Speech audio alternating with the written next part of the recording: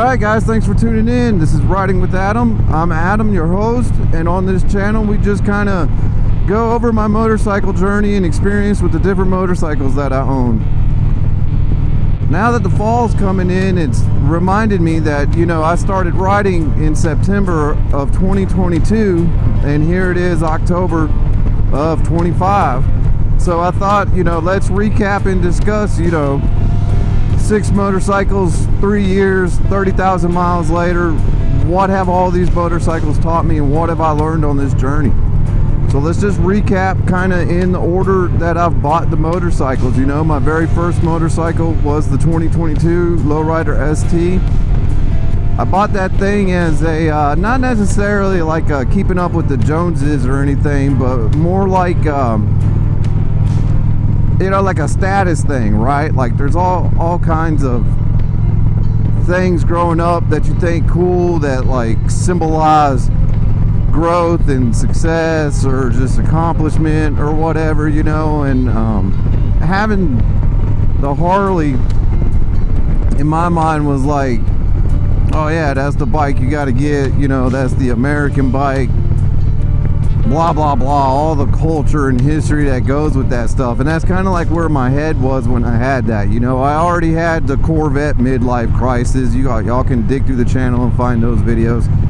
I've already had the Jeep and off-road with the side-by-side midlife crisis, and you know, that's what led me to get the Harley, was traded in the Can-Am Maverick X3 Turbo RR in for the Harley. You know, just kind of different phases and desires. And again, I don't think it's necessarily keeping up with the Joneses, but more just pleasing the inner child of, you know, my daughter's moved out, I'm single, can kind of do whatever I want whenever I want. So that Harley fit the bill at the time. Is that's like, I want a motorcycle, I want one that sounds good. You know, everybody loves how a Harley sounds, and I just fell into that mindset of that's what I want. And I got the bike and I enjoyed it. It's a good riding bike. I put that TBR exhaust on it and I tuned it, and you know, it just started having starting problems. But as I started diving deeper into motorcycle lifestyle and just more riding and looking and going out, you know, even though the image was cool, I just felt like the Harley crowd wasn't necessarily my crowd. You know, I mean, I'm kind of, you know, I kind of do lone wolf solo stuff all the time anyways, and I'm not big into the bar hopping and the drinking and all that. You know, I actually like the riding experience. And you know, from everything that I've seen, all the YouTube channels and all the people that are sponsored by Harley, and I mean, you know, I like all those channels, but to me, Harley has an image of bar hopping and drinking, and I'm not even going to get into the MC clubs, but just, you know, you're either a wealthy lawyer or doctor or dentist, and you go and get your road glides or street glide, and you never ride it, you know, or you're a young dude, you get the bike and then you know, you're bar hopping with your buddies or whatever, and that's just not me. The image kind of lost its appeal to me, you know. I wanted a different riding experience, and that's what led me to the Ninja. So the Harley taught me that image isn't everything. It's sometimes what you think is cool might not necessarily be cool. I bought the Ninja for a different riding experience while I still own the Harley, and that bike taught me really, really quick that, you know, these things can kill you. It's not a super sport, but it does have a lot of power, and it does have a lot of get up and go with it, you know, as y'all know. And that one, it has taught me, don't get overconfident. You know, it's made me a better rider, especially going through turns and whatnot. And all of the things that I learned on the Ninja, I applied to the Harley and the other motorcycles as well. And you know, I mean, just really the big thing with the Ninja is don't let your ego get you, and pay attention and be alert, and riding, body positioning. So after having the Ninja, I bought the CFMoto, and with the street tires, you know, it's just no different than any other bike with street tires, except how you carry your things and your luggage and the ride height, and you know, there's little itty bitty things. But now that I've put the dirt tires on it, the CFMoto is letting me get back out in the woods, you know, like I used to do with my Jeep.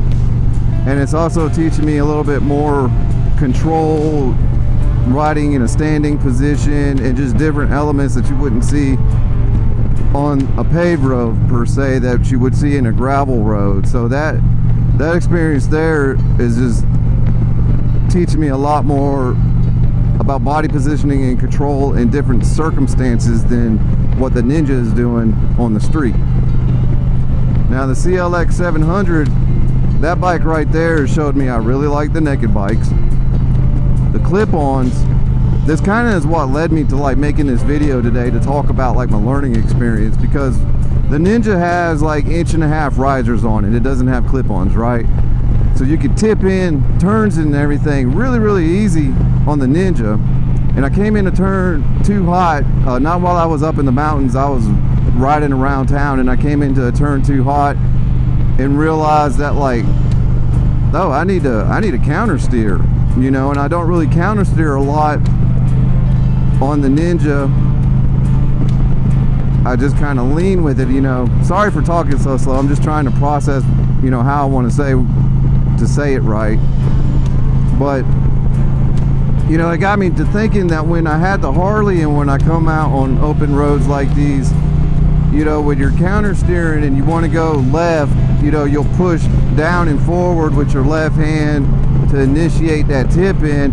On the Harley, I would always pull back on my right hand. It's the same thing, I'm just doing it opposite, you know. And if I would go to the right, it would be vice versa. So, you know, counter steering on the Harley with the mid bars and the riser, you know, and the leverage, it was really easy to do it, and I was doing it not really thinking about it. The Ninja, I kind of just lean my body and push. It's not as exaggerated or as intentional as it is on the CLX with the clip-ons on it. So the CLX is teaching me refinement, and I'm starting to think more about, you know, getting off the bike a little bit, pushing more on the counter steer and counter steering instead of just using my body to lean the bike over. So that one, you know, is just kind of about refinement and honing skills that I've already learned from the other ones. The Indian, this big boy, is teaching me not to be scared of the weight, to learn the control, learn the slow maneuvering, learn your friction zone. And it's not that bad once you get out there and practice and you can do it, you know what I mean? Big bikes don't need to intimidate you, you just need to get your skill set brought up. And it's showing me, you know, balancing and just, you know, manhandling this in parking lots, and you're in and out with your friction zone and braking and everything. It just really carries over to when you get on a lighter bike. It is just that much easier to do after doing it on this one. You know, it just comes more naturally. So this one here is teaching me all about weight management, I guess, and the slow maneuvers is the best way to say it. And then for my CFMoto, the Papios, the SS and the CL, man, those mini bikes just teach you, don't take yourself seriously, have fun. You know, that's what riding's all about. I use those bikes. I hadn't filmed it when I've had people over and kind of use those to get them, teach them to ride, because not everything needs to be captured. Sometimes, you know, we just want to live in the moment, right? So I don't want to film all that crap when I'm showing somebody how to ride, because it messes with their nerves too. But you know, you've seen the video with me and my sister riding after she got comfortable on it. But yeah, you know, those bikes there are just an open door for people that are curious, and they're really good, you know, for your friends. Get a couple, hop on them, teach them how to ride and everything. And you know, that bike there is all about inclusive.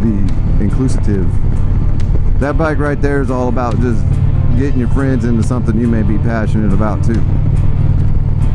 I've dropped the Harley, I've had the Ninja fall on me, I've had the Ibex fall on me, I've dropped the Indian, you know, just about all the motorcycles I've dropped except the CLX 700. So, you know, it's gonna happen.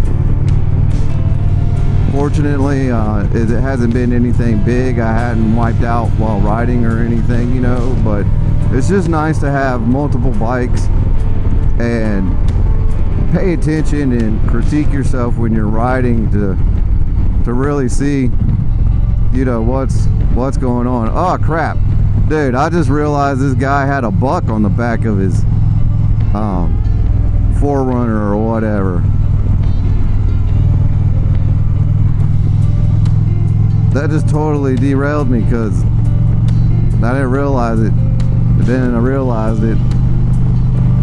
I hope he don't hit a bump and it squirts some juices out at me. Alright, anyways. But yeah, having multiple bikes, you know, each bike I've learned from a little bit, and that's why I have a different variety of motorcycles in the garage, because each one is a different experience. And in true typical, you know, myself fashion, me being true to myself, instead of getting one and getting really, really good at it, I've bought several and have gotten okay at all of them. And the goal is to get better at each one, but that'll come through, you know, just the miles riding and everything. So I think it's good. You know, I mean, some of y'all may get locked into cruisers only or sport bikes only, or, you know, dual sport, dirt bikes, whatever, and that's cool, that's fine, you know, to each their own. I just like learning the different styles of riding and how they all interact with one another, because there was like a big aha moment when I come around that turn and realized that I wasn't pushing in the counter steer on the CLX 700 hard enough, you know. There's just like oh hey, I should be doing this instead of this. So, you know, it just really made me think, like, well, what all have I learned over the years, and this is everything that all of these bikes have taught me, and they've all been a blast. And I think you know, this Christmas we'll have to see if maybe I can add another one to the garage. And, you know, I don't have a triple in the garage, so to be honest, I know you guys are probably thinking I'm a CFMoto fanboy, but I'm really not. I just like good value for money. The 675 NK is on my radar. I really like the way that bike looks. I like the numbers on it. You know, it's like 95 horsepower and like 55 foot-pounds of torque, 56 foot-pounds of torque. Like, sounds like a fun little bike. But there's also a dealership down in Macon that has 2 FTR models, and I wouldn't mind having either one of them. So maybe at Christmas I might be lucky enough and be able to add one of them to the collection. So we'll have to wait and see. I wouldn't mind a Triumph triple either, but they're not really, I don't know, I'm liking the naked bikes. And I feel like if I got a Tiger 900, that's no different than the Ninja, and that's no different than the Ibex. But I don't know, we'll see. You know, all BS aside, 675 NK and FTR right now is what's on my radar to add to the garage next. But yeah, comment down below what motorcycle is your favorite that you've owned or that you currently own, and what it's taught you and how it's helped you become a better rider. Because, you know, I'm sure I got a variety of ages watching the videos, and I'm sure there's also a variety of experience. And you know, we should help one another grow and become better riders, and the only way to do that is with opinions and viewpoints, and it's better to come from the riders than everybody who is sponsored by a brand. You know, I think that was another thing that turned me away from Harley. I felt everything I was watching on YouTube was all sponsored channels, you know, and it's like they don't have the same problems I got.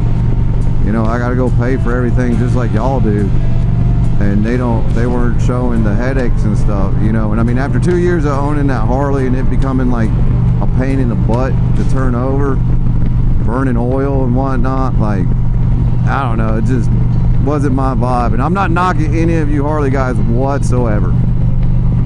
I do like Harleys. I wouldn't mind having the Pan Am ST. Like, that's the only bike they got right now that really appeals to me. But, you know, it's no hate towards Harley whatsoever. It's just, you know, it's not, I don't think it's for me. So,